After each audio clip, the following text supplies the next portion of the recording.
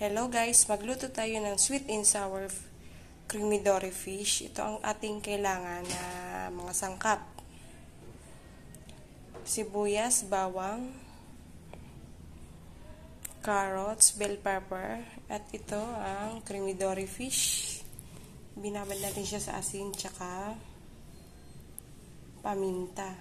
Dito ilalagay natin siya sa sa harina para hindi siya durog pag ipiprito na.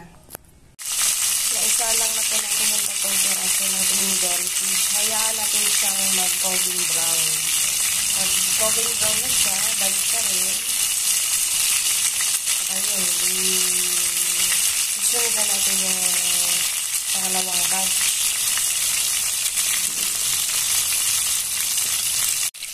Balik pa rin na po natin.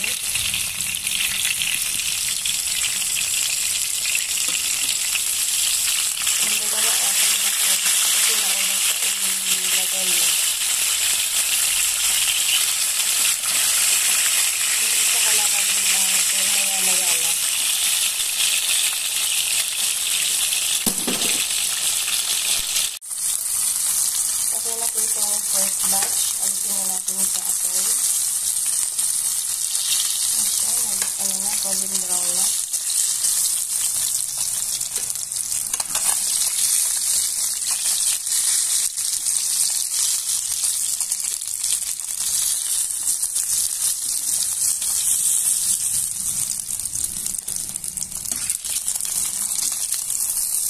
Ito natin yung last batch.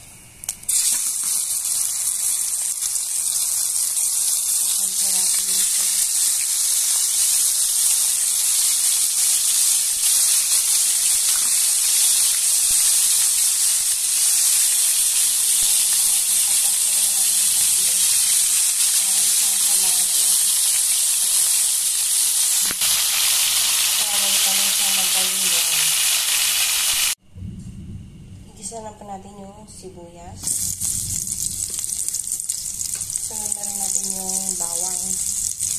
Yung ginamit kong oil, yung kanina, yung pinagprituhan ko. Diyan ko na rin igisa yung sibuyas bawang. Sunod na natin yung bawang. Kaya natin siya mag-golden brown.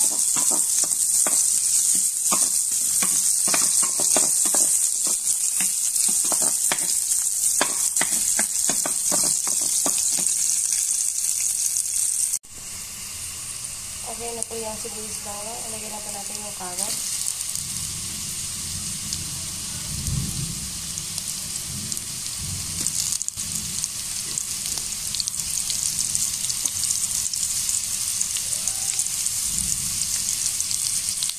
Ayan na po.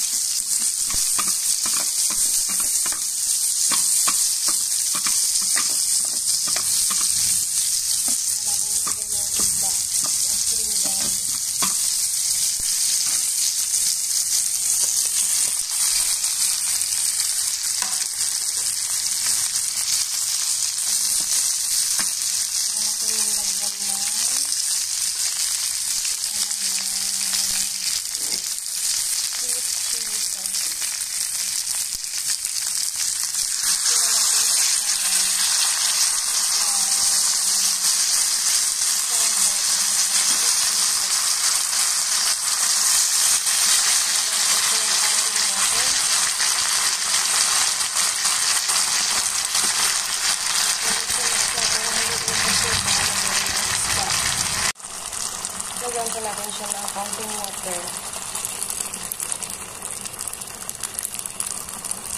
Paminta.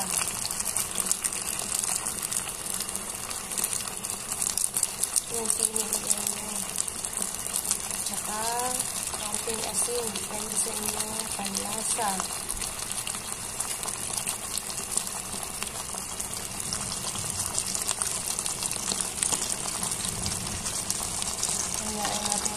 sinabis ko yung asin, yung paminta.